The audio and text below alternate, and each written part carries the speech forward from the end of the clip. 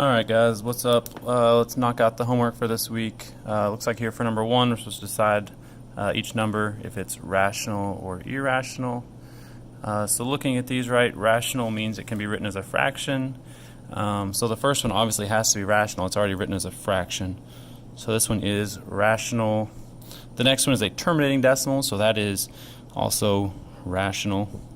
Square root of 37, that's slightly bigger than the square root of 36. Square root of 36 would be rational. Square root of 37, that's irrational. That, as a decimal, right, that would never terminate. It would never repeat. Next one, that'd be like negative 77 over 1 if we tried to write it as a fraction. So that one is also rational. Negative square root of 100, well, square root of 100 is 10, so that's a rational number. Even if it's negative, still rational. Alright, and then the last one, negative square root of 12. So square root of 12, 12 is not one of our perfect squares, so that one is irrational. Alright, 7 says, which value is an exact solution of the equation m squared equals 14? So we've talked about how an exact solution means we're not rounding, we're not doing a decimal. So 3.74 times 3.74 might be really close to 14, but it's not exactly 14. So our solution here would be the square root of 14. Alright, the next one, it says the square has vertices, that's 0, 0, that's the origin, right? 5, 2, 3, 7, and finally negative 2, 5. So which of these statements is true? So the square's side length is 5, the square's side length is between 5 and 6, or square's side length is between 6 and 7, or the square's side length is exactly 7. So for this one here, if we were to draw a square, perhaps maybe even do it on like some graph paper. So what we have 0, 0 here. Negative 2, 5 would be up here. Let's say that's negative 2, 5. 5, 2. Maybe right around here, and then 3, 7, be like right here. So this should be a square, right? All these should be right angles, and we need this distance here. So if I need to know that side length, looks like we could, this would be like a diagonal here, so not a right angle, but that could be like 2 squared plus 5 squared equals c squared. Right, we could use Pythagorean theorem to find that diagonal, our hypotenuse here, the one across from the right angle. So that's 4 plus 9 equals c squared. So that's 13 equals c squared. So c is the square root of 13.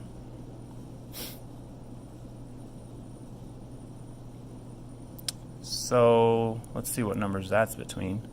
Oh, whoops. 5 squared, that's 25. Screw that up. So that should be 29. Square root of 29. Sorry, guys. So square root of 9, that's slightly bigger than 5, right? 5 would be the square root of 25.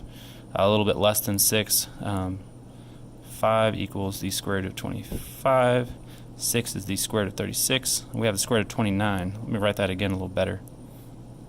So it's between 5 and 6. That's B. Rewrite each expression in an equivalent form that uses a single exponent.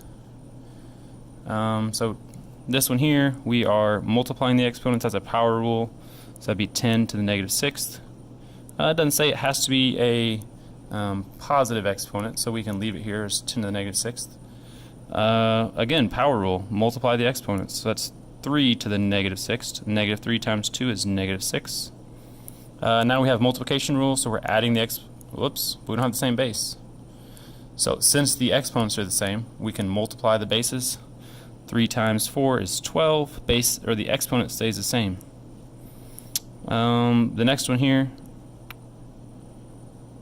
so that'd be what, like 2 to the 5th over 3 to the 5th.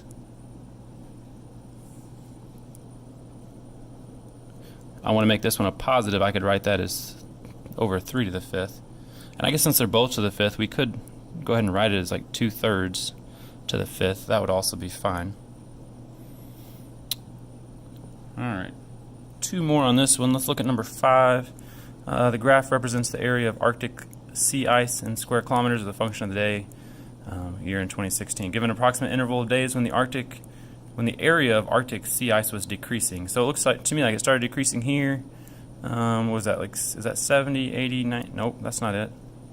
Maybe 75, 90, 105, 120. So it's counting by 15s here. We go, 60 days, and that's 1, 2, 3, 4 lines. So 60 divided by 4, that means it's counting in intervals here of 15 days. So that's like day 75 right there. So maybe that's about day 80, and it's decreasing all the way here until about day 240, maybe a little bit past 240. Somewhere around 75 or 80. Let's say day 75 to day 250. That's when it's decreasing. We can see that like right here, right, is where it's decreasing. On which days was the area of Arctic sea ice 12 million square kilometers. So here's 12 million. So what that is right here, and again, it looks to me like it hits it again like here, maybe even another time right there. It looks like it could almost be 3 days. So that is, we're going to call that day 135. That's almost on the very next line, and we said it was intervals of 15. So if this is 120, that'd be 135. I'm going to say days 135. Let's see, it hits it looks like a couple times here. It looks like once at 360, and then one's just slightly less than that. Maybe we say 350 and 360 as well. All right, that line actually touches the 12 million line here 3 times. Once here, and then again once here, about right on that line.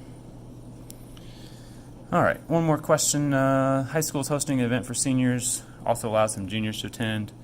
The principal approved the event for 200 students and decided the number of juniors should be 25% of the number of seniors. How many juniors will be allowed to attend? If you get stuck, try writing 2 equations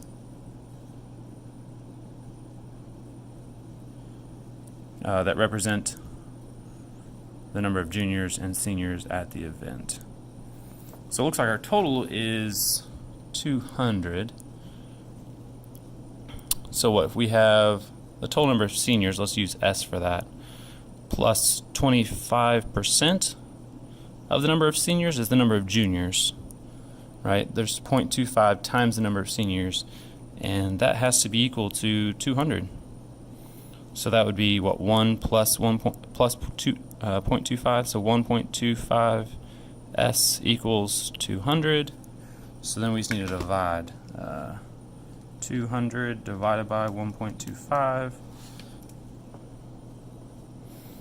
So the seniors, right, if we divide by 1.25, divide by 1.25, that's 160. So a fourth of that for the number of juniors,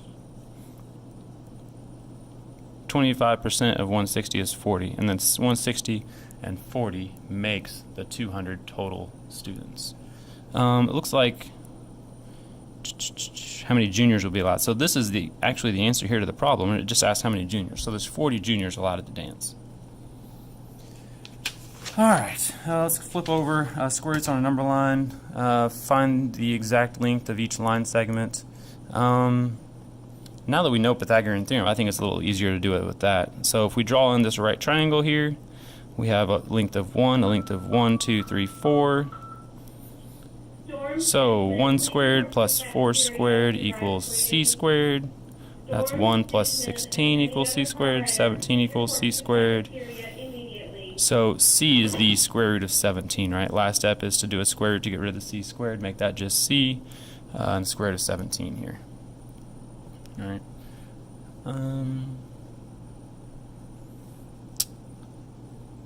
And the other one here, GH.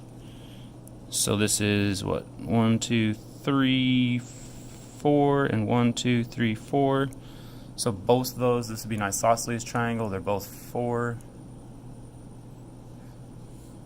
So let's do that one. We have 4 squared plus 4 squared equals c squared. Again, we're solving for the hypotenuse here, right? The one across from the right angle. So that's 16 plus 16 equals c squared. That's 32 equals c squared. So that's the square root of 32 equals c. All right, so we have c here. We have c over here. We have both of those. The last thing then says estimate the length of each line segment to the nearest tenth of a unit. So square root of 32, square root of 17. So what, 4 is the square root of 16, 5 is the square root of 25, and 6 is the square root of 36. So 17 is just slightly more than square root of 17, just slightly more than 4. Alright, so we could say AB here. Alright, line segment AB is just slightly more. Let's say it's like 4.1. So then GH, right, the other one here, line segment GH, is square root of 32. So that's, what, 7 away from 25, it's 4 away from 36, so it's a little bit closer here to 6. So it's got to be more than 5.5. Let's call it 5.7. Alright, it's about 5.7. Again, these are both irrational numbers, right? These are both decimals that would go on and on forever, never repeat. But that's to the nearest tenth of a unit. Plot each number on the x-axis. Consider using the grid to help. So square root of 17, or I'm sorry, square root of 16 is exactly 4. This is just a little less than 6, right? Square root of 36 would be that. Let's see, 8 is the square root of 64, and 9 is the square root of 81. So this is just slightly more than that, just a little bit more than 8. Alright, let's go ahead and plot those on our number line over here. So what we had, square root of 16, and it said on the x-axis. So let's make sure they're on the x-axis. Alright, because they gave us the whole grid. We don't need the y-axis. We really don't need any of this. All we really need is this one line. So this is exactly the square root of 16. Square root of 35 is just barely less than 6. So there's the square root of 35. And then square root of 66 is just barely more than 8. Right, just barely more than the square root of 64. Use the fact that square root of 7 is a solution to the equation x squared equals 7 to find a decimal approximation of the square root of 7 whose square is between 6.9 and 7.1.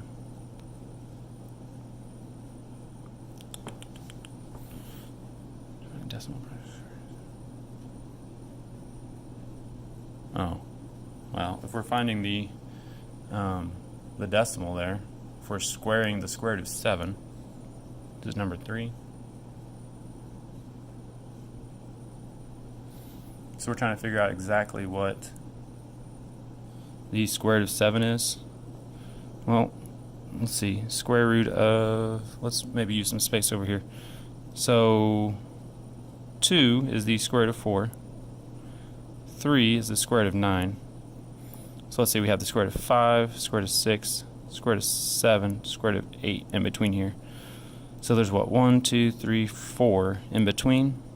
1, 2, 3, 4, 5. So let's see, we need to count by maybe 0.2s, 2.2, 2.4, 2.6, 2.8. So here's 2.2, 2.4, 2.6, 2.8. So this is essentially scaling, like if we were to make a graph. So if we want to figure out exactly what that is, it looks to me like square root of 7 goes with 2.6. So I'm going to say here then that x is, I'm going to use a curvy equal sign here because it's not exactly right, we're rounding. X is just about 2.6. Alright.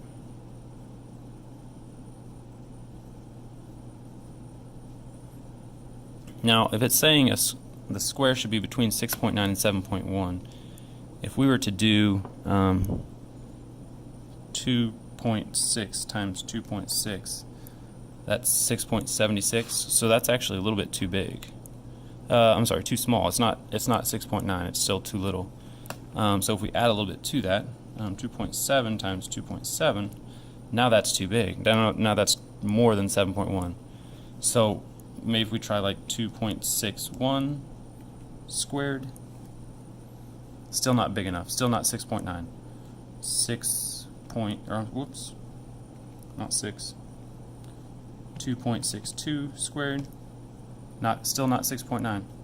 2.63 squared, 2.64 squared, 2.65 squared, 2.66 squared, 2.67 squared. Alright, so all of our ones here that are between 6.9, so 2.63, all the way up to 2.66. It looks like works here. Alright, so you could do any number here between 2.63 and 2.66. Any of those would work to satisfy this part as well. I would have gone with 2.6, but it looks like any of those other ones are actually close enough. 2.63, 2.64, 2.65, or 2.66. Last one, it says graphite is made out of layers of graphene. Graphite, of course, like pencil lead. Each layer of graphene is about 200 picometers, or 200 times 10 to the negative 12th meters thick. Right, so that's really small. How many layers of graphene are there in a 1.6 millimeter thick piece of graphite? Express your answer in scientific notation. So, I guess we gotta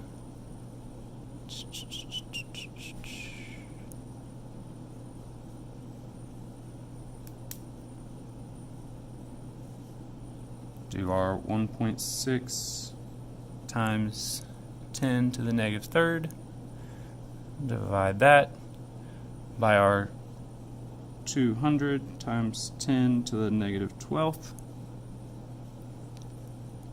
That's going to give us 0.008 times 10 to the 9th.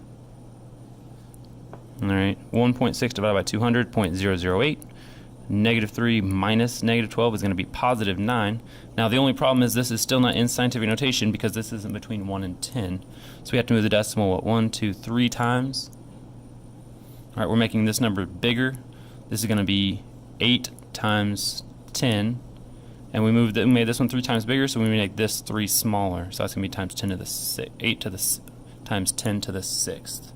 Alright, so here's our final solution on that one. Alright, thanks for checking in. Make sure you get this turned in by Thursday. Remember, short week, so we'll be done Thursday. Happy Derby.